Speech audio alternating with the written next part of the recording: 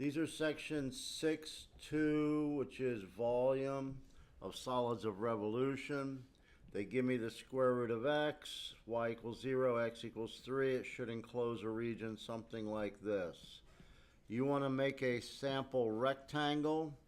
That sample rectangle has to be able to be slid anywhere within that region. If you revolve just that rectangle around the axis of revolution, because it touches the axis of revolution, that means you're going to use the disk method. Can't spell. Disk method. Disk is pi r squared. And if you notice, what is the radius? The radius is y. The height of the rectangle is the radius, and it happens to be square root of x. So I put square root of x in. It is x, so it's dx. My x bounds on this region are 0 to 3. Again, I usually box in at this point because that's my setup. I usually give half credit for a setup, half credit for solution. When you square the square root, it goes away. Then you're going to integrate, getting x squared over 2. You're going to put in your upper bound. I'll just leave the pi out, I guess. Put in your upper bound, gives you 9 over 2 minus 0. So the answer for part A is 9 pi over 2. Because when you revolve these, they have a circular region. That's why the volume involves pi. Anyway, that's part A. Part B is the same region revolved about the y-axis. Please don't confuse volume, because this is a three-dimensional solid, with area. If I wanted the area of that region, I would simply integrate this from 0 to 3. No r squared, no pi, just basically you just integrate top curve minus bottom curve to get area. So don't confuse area with volume. Volume is usually of solids of revolution or of known cross sections. Okay, for part B, we want the same region, but this time we want it revolved around the y-axis. So since we only know disk and washer, I would have to do it around the y-axis and make everything in terms of y. So if I take y equals square root of x, what would x equal if you squared both sides? Y squared. Now to find this, does the axis of revolution, does the rectangle touch the axis of revolution? No, that makes it into what's called a washer method. Washer, you use pi big R squared minus little r squared. So let's fill in what the big R and the little r are going to be. Okay, your big radius goes from the axis of revolution to the furthest point on the rectangle. That would be from here all the way to the furthest point on the rectangle. I don't care where that rectangle sits, I think your big radius is 3. Because this point is generically x comma y, your small radius from the axis of revolution to the closest point is x. And what is x? Well, we just found x to be y squared. So because it's around the y-axis, you really need to have everything in terms of y. So I'm going to call it y squared. My y bounds, I think, would be 0. If you put in a 3, would be 0 to radical 3. So this would be the volume around the y-axis. We're going to get a value, and then I'm going to show you why I use the shell method for vertical axes of revolution.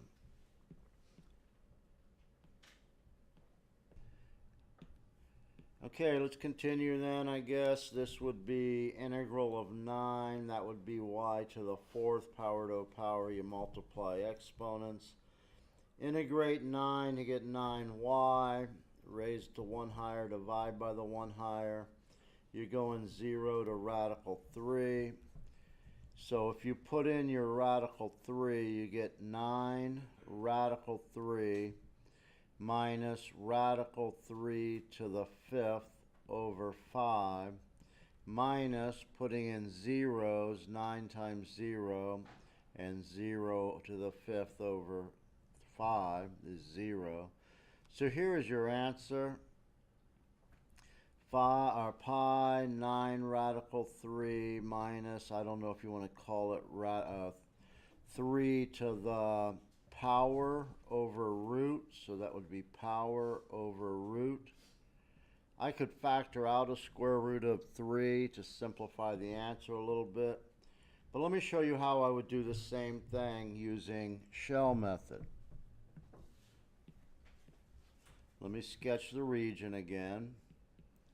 We have square root of x. We have x equals 3.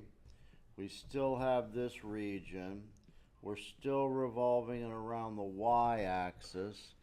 I usually do, when it's around the y-axis, I use shell method because it gives me consistency.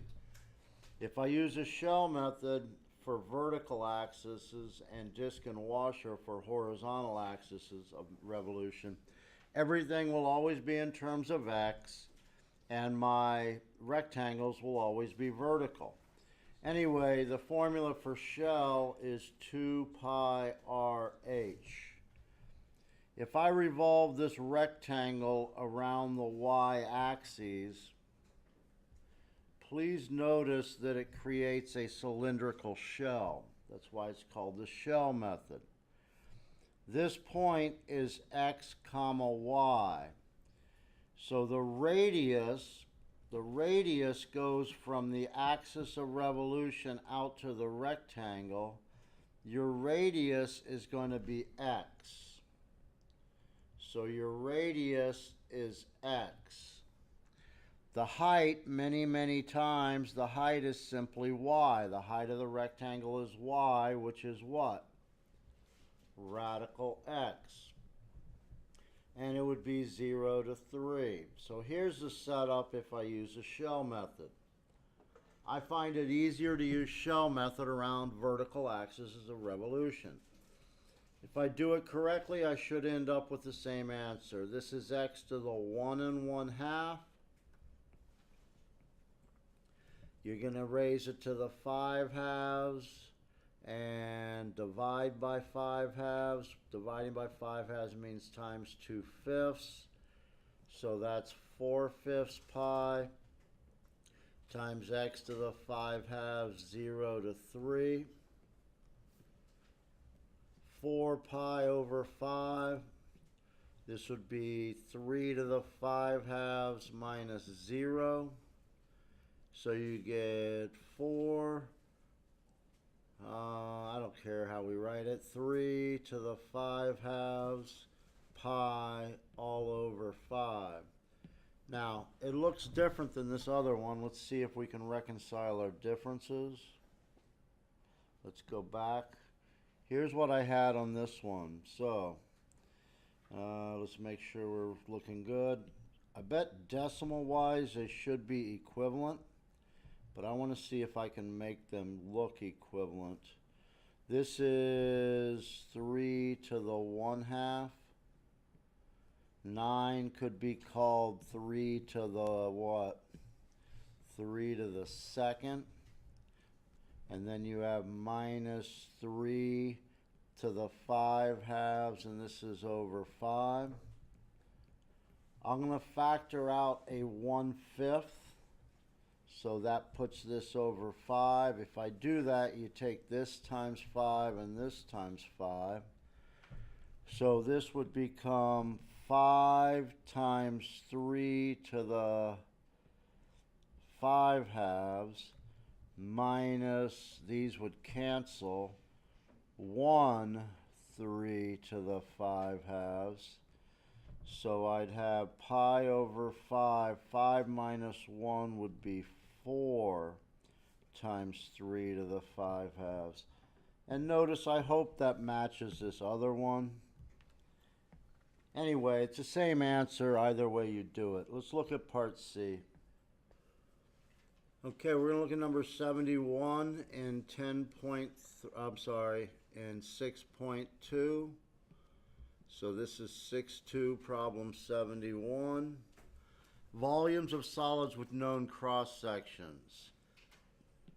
It says find the volumes of solids whose bases are bounded by the circle x squared plus y squared equals 4. I believe that's a circle centered at the radius, or centered at the origin with a radius 2. So that is our base. For part A, they want the cross section to be squares. To find volumes of solids with known cross sections, you integrate the area of whatever cross section they tell you. So because it is a square, you're going to integrate side squared, because that's the area of a square. Now, what I want to do is I want to make a rectangle, a square, perpendicular to the x-axis. Let me ask, is this blue line perpendicular to the x-axis? Now I want a square coming out of the board or out of the screen three-dimensionally. From here to here is y. What would that make this? Also y? So would the side be 2y?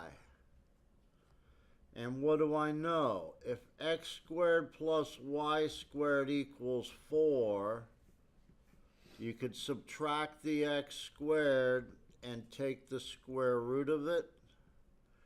So I think we're going to integrate side squared, because the side is not just 1y, the side is 2y. I would have 2 times whatever y is,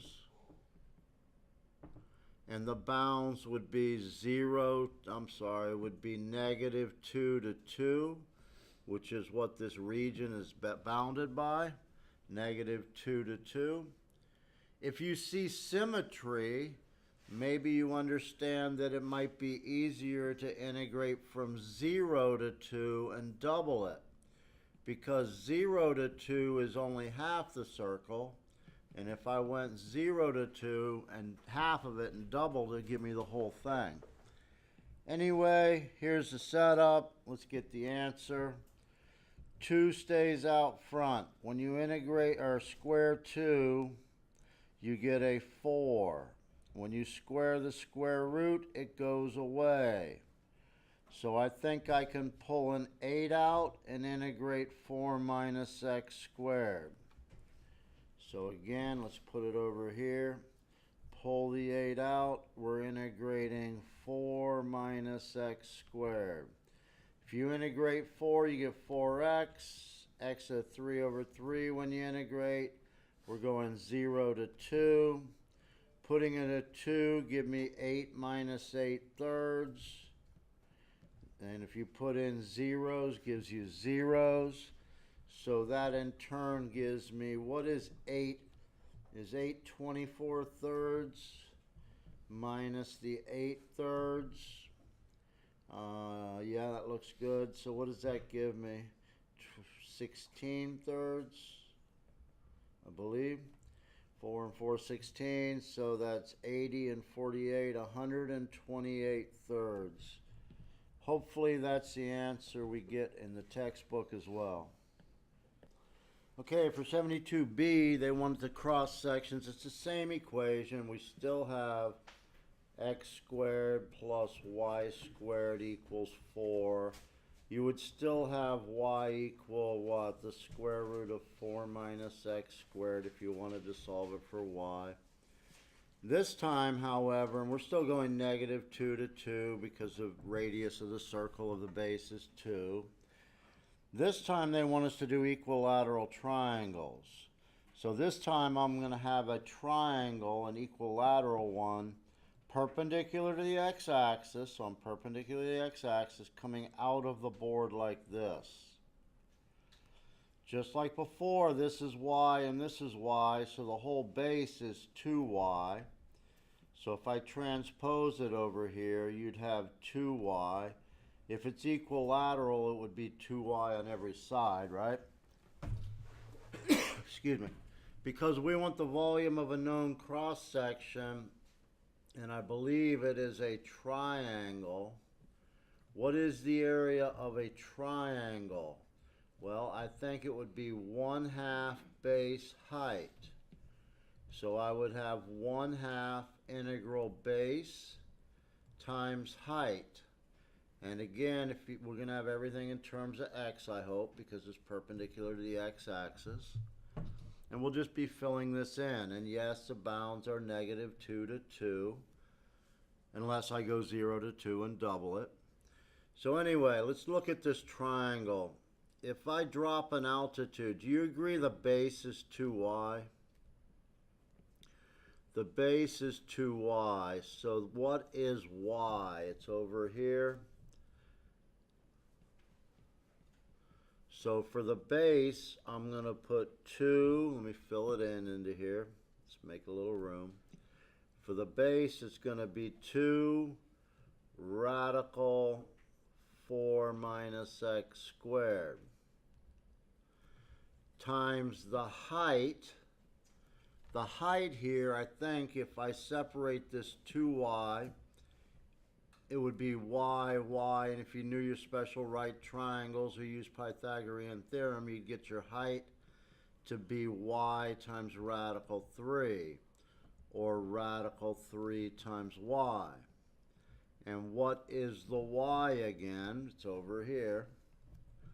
Radical 4 minus x squared.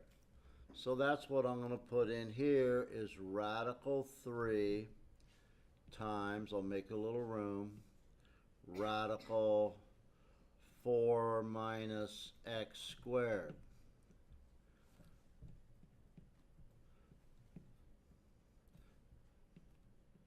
Now, that would be my setup for the volume.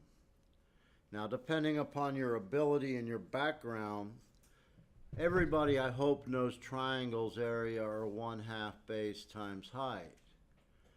Very few of you remember that equilateral triangles could also be radical 3 over 4 times side squared, which you're going to notice is what I'm going to get here in a moment. If I pull this radical 3 out, this 2 and this 1/2 could cancel. Do you agree? So what's coming out front? Radical 3. You're going -2 to 2. When you take this radical times this radical, you get the radicand. So when I integrate this, you're going to get 4x minus x to the 3 over 3. If you're not adverse to it, I may take half of it, make it 0 to 2, and double it. It's not necessary, it's just easier to plug in 0 than the -2. If you put in 2, you get, 8 minus 8/3. Put in zeros, gives you zeros. So you have 24/3 minus 8/3, which gives me 16/3, making my final answer 32 radical 3 over 3, which I believe is what they have up here, I hope. Okay, this one is the same equation. It's still x squared plus y squared equals 4. I still know that if I solve for y, you'd get this. But this time they want us to do semicircles. So to do, what is the area of a half circle? Well, it would be half pi r squared, because it's semicircles. So I'm going to have half pi, and I'm going to fill in whatever the radius is, it's going to be in terms of x, so my bounds could be -2 to 2, or more likely I'll probably do 0 to 2 and double it if that's okay. So what I'm doing, if it's okay, I'll do 0 to 2 and double it. Now I want semicircles. That means right here, perpendicular to the x-axis, I have a half circle coming out of it. So let me just draw what I have. A half circle. Here was the axes. Whoops, almost. Here's the axes. I believe the radius of this semicircle is just y, or this. So that's what I'm going to fill in, because that's the height of this, which is the radius of the semicircle. So I'm going to put in this. And that would be my setup again if I was doing a quiz. I'm going to cancel these 2's. Squaring the square root gives me the radicand. When you integrate 4, you get 4x. Integrate this, x to the 3 over 3, 0 to 2. Put in a 2, you get 8 minus 8/3. That's 24/3 minus 8/3, making the volume here, what would that be? 16/3. And hopefully that matches the answer they got, because I knew it beforehand. What geometric shape is this? If you look at it, is it half of a sphere? What's the volume of a sphere? Volume. 4/3 pi r cubed. So 4/3 pi, was the radius 2? 2 cubed is 8. 8 times 4 would be what? 32/3. Now that's the volume of a sphere. What's the volume of a half or hemisphere? Half of that, which would have been 16/3 pi. So you might have known the answer before we started geometrically.